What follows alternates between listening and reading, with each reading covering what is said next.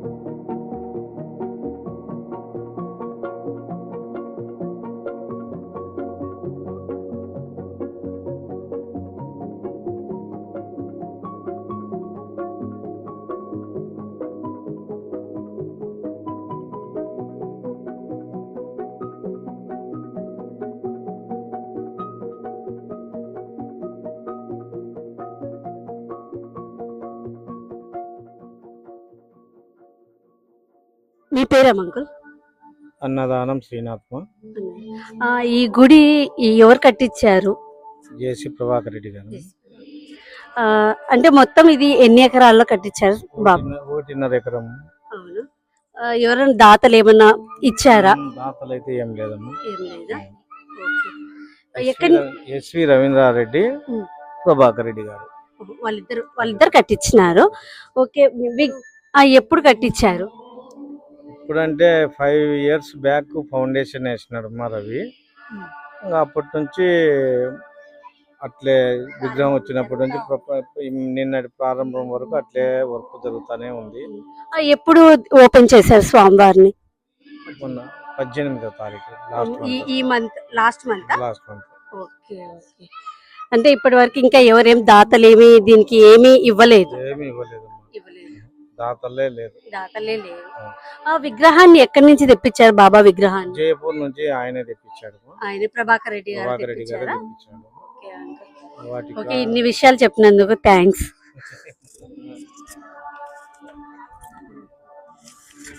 Okay friends, చూసారు కదా మా తాడిపత్రిలోని ఏసీ బాబా టెంపుల్ని.